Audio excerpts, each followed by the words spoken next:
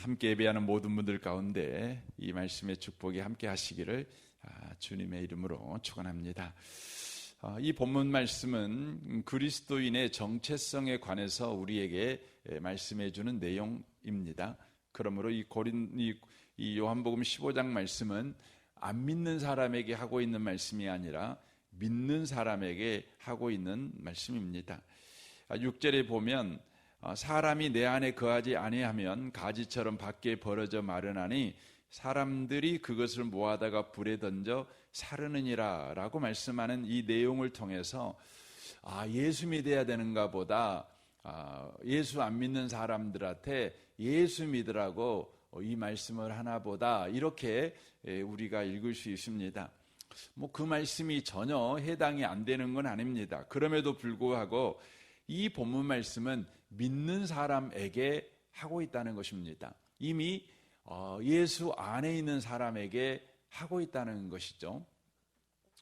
예수 안에 있는 사람임에도 불구하고 예수님과 지속적인 관계 가운데 있지 아니하게 될 때 우리는 믿는 자의 삶을 살아내지 못하고 도리어 믿지 않는 자와 방불한 인생을 살아가게 된다는 것이죠. 이로 인하여서 하나님께 영광 돌리는 삶을 살아가기는커녕 하나님을 부끄럽게 만드는 바로 그러한 삶을 살아가게 된다는 것입니다. 이 말씀을 고스란히 똑같은 의미로 하고 있는 내용의 말씀이 마태복음 5장이죠. 너희는 세상의 소금이다. 소금이 만일 그 맛을 잃어버리면 사람들에게 밟히게 된다. 그런 이야기를 하지요. 오늘 본문에서도 예수 안에 있는 사람이 예수 안에 거하는 그리스도인의 삶, 주님과의 관계의 삶을 살아가지 않게 될 때에 사람들에 의하여서 모아다가 불에 던져 사라지는 것 같은 그런 현실을 살아가게 될 것이다, 이렇게 말하고 있다고 하는 것입니다. 그리스도인들은 주 안에 거하는 삶을 바로 살아가야 된다고 하는 것이죠. 왜냐하면 주님이 포도나무고 우리는 바로 가지이기 때문에 그렇다고 하는 것입니다. 저와 여러분의 정체성입니다. 그러므로 우리는 주님 안에 거해야 된다는 것이죠. 거하는 것이 중요합니다. 주님과의 지속적인 관계 속에, 주님으로부터 계속해서 공급받는 관계 속에 있어야 된다, 이렇게 성경이 말씀하고 있는 것입니다. 우리가 예수를 믿고 난 이후에 우리는 주님을 위하여 살아가는 일에 관심이 많지 주님으로부터 계속적인 공급을 받는 삶에 대해서는 더 많이 관심이 없습니다.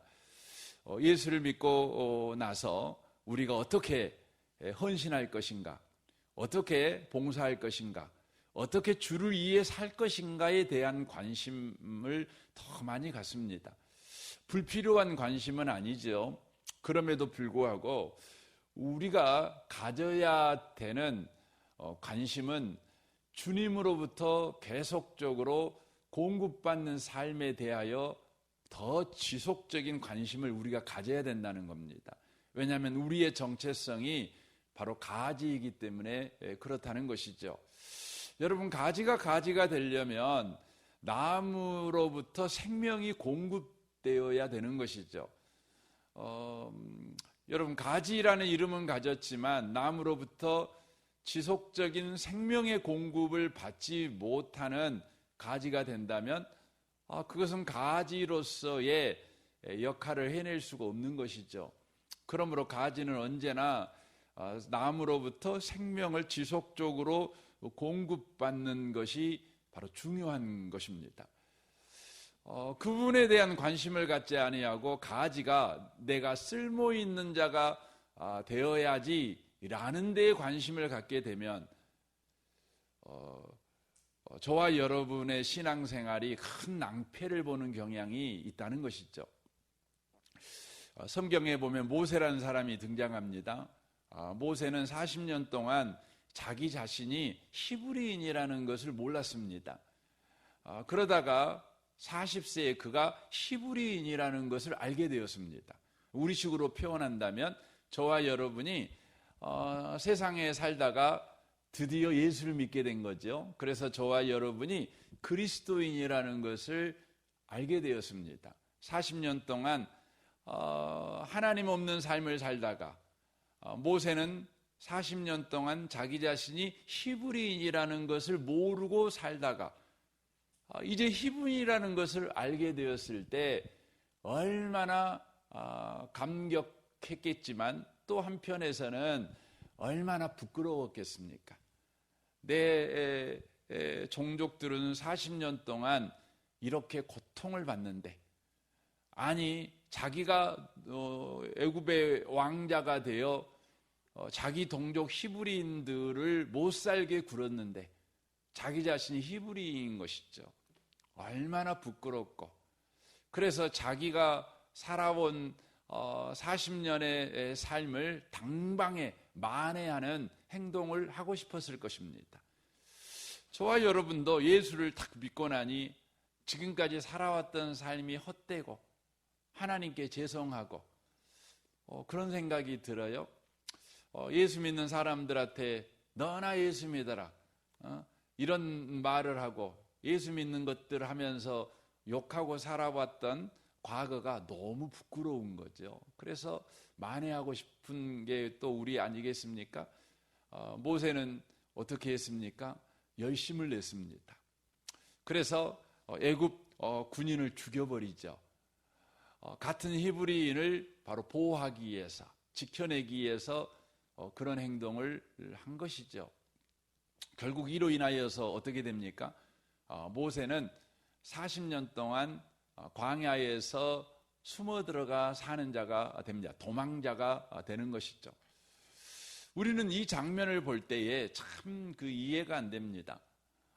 모세가 하나님의 백성이라는 사실을 깨닫고 나서 하나님의 백성답게 살아오지 못한 40년의 세월을 만회하기 위해서, 이것이야말로 이제부터 제대로 하나님의 백성답게 살아내는 방식이다. 하나님의 백성을 내가 보호하고 하나님의 영광을 위해서 내가 살아야 되겠다. 한 행동 아니겠습니까? 하지만 이로 인하여서 모세의 인생은 큰 낭패를 보는 것이죠. 후에 모세가 80세에 하나님의 부르심을 받습니다. 그때 모세가 하나님의 부르심을 거역합니다. 쉽게 응답하지 않죠. 그 이유가 뭐였냐면 하나님에 대한 서운함이 있었다는 것이죠. 하나님, 왜 40년 전에는 내가 힘도 있고 내가 열정도 있고 나에게는 왕자라는 강력한 권력도 있고 나를 따르는 군사들도 있을 때에는 나를 부르시지 않더니 이제 80 노인이 되어서 아무것도 아닌 존재, 내 몸도 간수하기 힘든 상황이 돼버린 이런 나이에 왜 나를 부르십니까? 왜 부르십니까? 대체 하나님 당신은 대체 뭡니까? 이 질문이 나오는 겁니다. 그때 하나님이 말씀하죠. 나는 나다. 그렇게 말합니다. 나는 항상 하나님으로 네 인생 가운데 있는 하나님이다. 그거죠.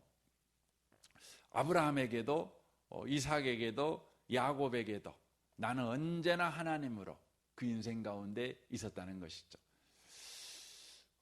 이건 많은 이야기를 내포하고 있는 이야기지만 하나님은 언제나 하나님으로 우리 인생 가운데 바로 거하신다는 것이죠. 그러니까 모세의 힘이 필요한 것이 아니라 하나님이 하나님으로 일하는 것이 필요하다는 겁니다. 그런데 모세는요, 하나님을 위해서 그가 헌신함으로 인하여 하나님을 간중석에 앉혀버린 거예요. 그리고 그가 운동선수로 운동장에서 뛰는 선수가 되는 거죠. 하나님, 나 운동 잘하지요. 하나님, 나 이번에 골 넣었어요. 하나님이 막 열광하는 관중석에 있다고 생각을 한 거죠. 관중석에 앉힌 거죠.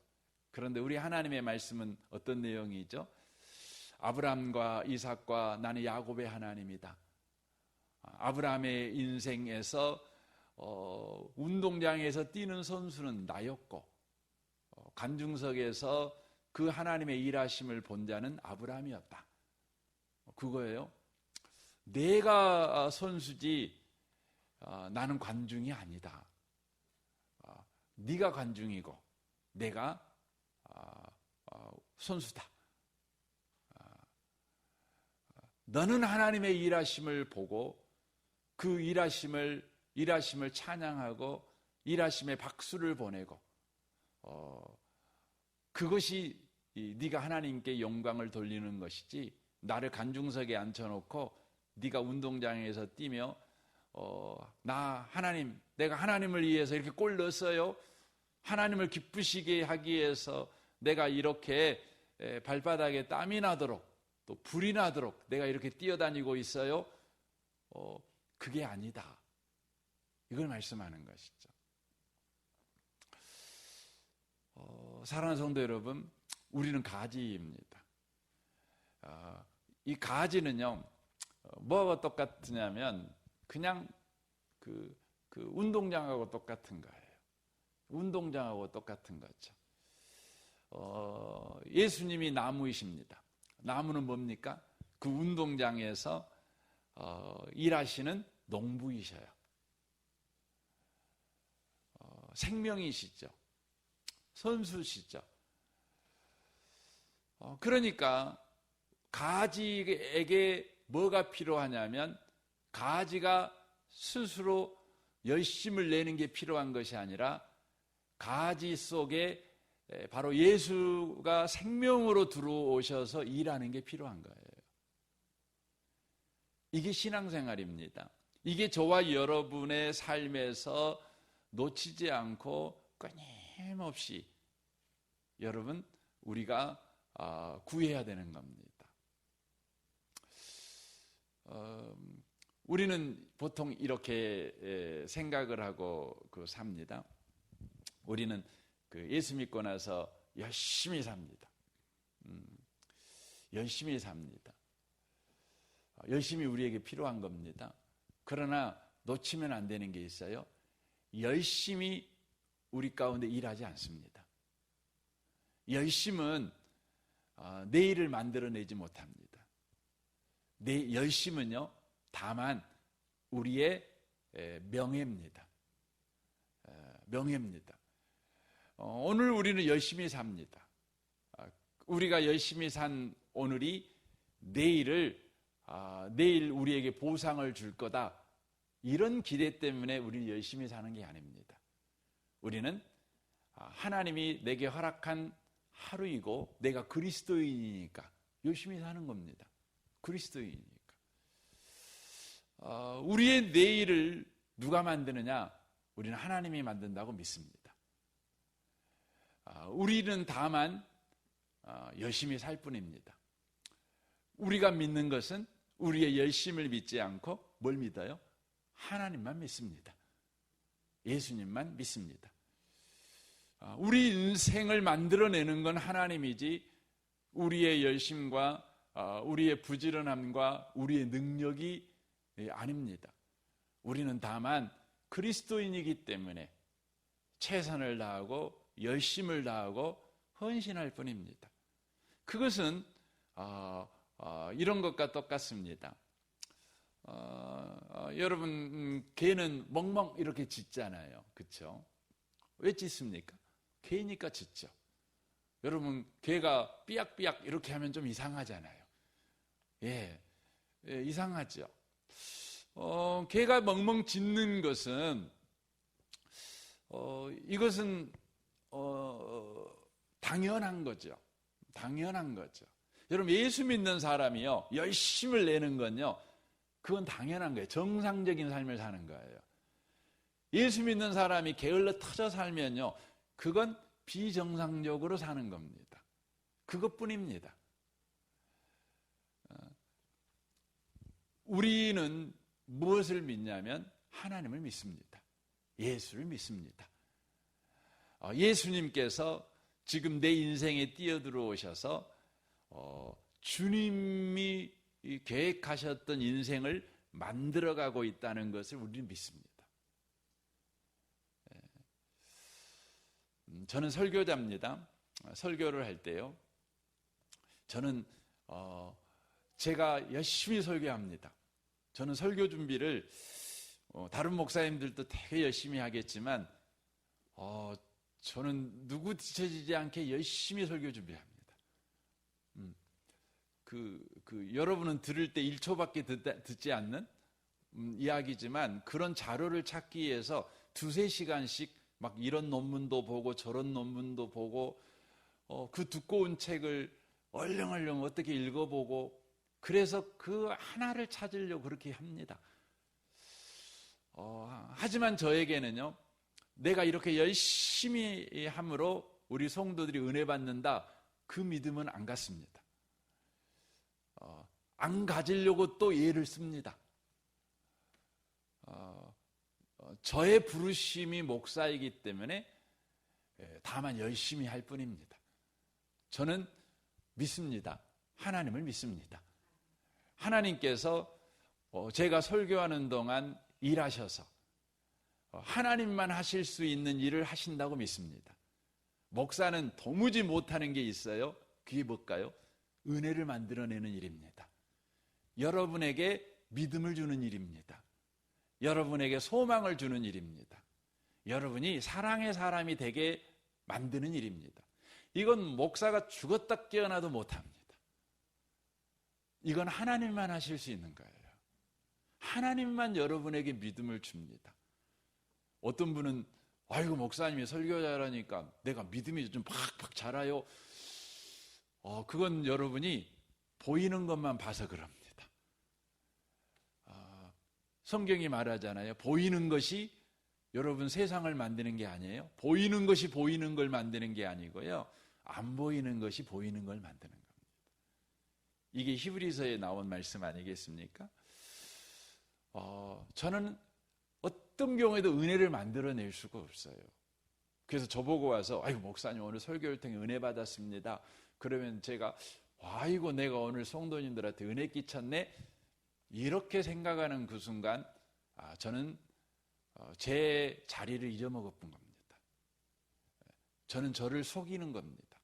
성도님들은 그렇게 인사할 수 있겠지만 저는 분명하게 믿어야 되죠. 뭡니까? 하나님이 하신 일이 있죠. 제가 어떻게 은혜를 만듭니까? 제가 어떻게 여러분에게 믿음을 키울 수 있겠습니까? 하나님이 하시는 겁니다. 그러니까 제가 목회자로서 해야 될 일은 최선을 다하는 것은 그건 제게 주신 명예죠. 그래서 여러분 목사가 게을러 터져가지고 살면 그건 불명예스러운 거예요. 하지만 제가 전심을 다해서 계속해서 제가 구하는 것이 있다면 하나님을 믿는 믿음, 하나님의 은혜를 구하는 겁니다. 제가 목사로서 혹시 설교 준비를 제가 부족하게 했다고 할지라도 내가 하나님을 믿는 믿음 안에 서 있는 은혜는 내가 구해야 되는 겁니다. 왜냐하면 마른 막대기를 가지고도 하나님은 은혜를 만들어낼 수 있거든요. 풍성한 여러분 설교 준비를 통해서 하나님은 소망을 만들어 내시기도 하지만 아무것도 준비 못한 그 설교를 가지고도 하나님은 은혜를 만들어 내실 수 있습니다. 그러니까 설교자인 저에게 가장 중요한 게 뭐죠? 하나님을 믿는 거예요. 하나님을 의지하는 거죠. 하나님을 인정하는 거죠. 하나님을 항상 갈망하는 거죠. 여러분이 직장 생활할 때요, 여러분이 오늘 열심히 했고요, 뭔가 지혜롭게 일을 했고요, 뭔가 한 것 같아요. 여러분 그것이 여러분의 직장 생활을 놀랍게 만들 거라고 생각하지 마세요. 여러분은 직장인이니까 그렇게 하는 겁니다. 예수 믿는 직장인이요, 그렇게 안 살면 안 되는 거예요. 그렇게 사는 게 당연한 거예요. 그렇게 안 사는 것은 여러분, 그건 부끄러운 겁니다. 예수 믿는 사람들이. 여러분, 예수 믿는 사람이 당연하게 믿는 사람답게 그렇게 살아가는 거죠. 그래서 누구나 볼 때, 아이고, 저 사람 예수 믿는 사람이네. 예수 믿는 사람 일 잘해. 이 말은 아니에요. 최선을 다하는 거죠. 최선을 다하는 겁니다. 그러나 저와 여러분이 이것을 놓치면 안 돼요. 우리는 하나님 믿어야 돼요. 예수 믿으셔야 돼요. 예수님만이 열매를 만들어내실 수 있어요. 예수님만이 기쁨을 만들어낼 수 있어요. 예수님만이 여러분 감사를 만들어낼 수 있어요. 그래서 성경에 보면은요, 감사와 항상 연동되어 나오는 단어가 뭐냐면 은혜예요. 하나님이에요. 그러니까 은혜를 아는 사람만 감사해요. 감사해요. 은혜가 놓쳐버리면 감사가 없죠. 저는 오늘 하루를 여러분 살아가면서요, 여러분이 나는 가지다. 가지죠. 가지 안에 주님이 항상 일해야 된다. 이걸 놓치시면 안 됩니다. 주님을 간중석에 앉히지 마십시오. 주님이 오늘도 여러분의 인생에 뛰어들어와 열심을 다해 일하시는 농부라는 것, 선수로 뛰시는 분이라는 것을 놓치지 마십시오. 오늘도 주여, 내가 주님을 믿는 믿음으로 충만하게 해 주옵소서. 이 은혜를 구하는 이 아침이 되시기를 주님의 이름으로 축원합니다. 아멘. 우리 같이 기도하겠습니다.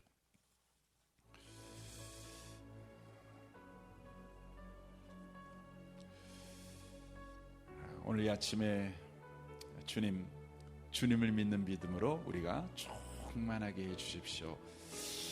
여러분 기도하시면 좋겠습니다. 주님, 오늘도 내 열심을 믿거나 나의 능력을 믿는 하루가 아니라 내 인생에 뛰어 들어오셔서 주님만 하실 수 있는 일을 만들어내시는 하나님을 믿는 믿음을 허락하시옵소서. 하나님이 일하신다. 하나님이 역사하고 있다. 주여, 그 하나님을 내가 갈망합니다. 그 하나님을 내가 의지합니다. 오늘도 그렇게 살아내게 하시옵소서. 여러분 가족을 위해서, 직장생활을 위해서, 또 우리 성도들을 위해서, 우리 기안마을과 정식마을, 우리 장로님들과 순장 순원들을 위해서 여러분 기도해 주십시오. 이 나라와 이 민족과 북한과 열방을 위해서 또한 여러분 기도해 주십시오. 우리 좋으신 주님께 통성으로 구하겠습니다. 기도하겠습니다.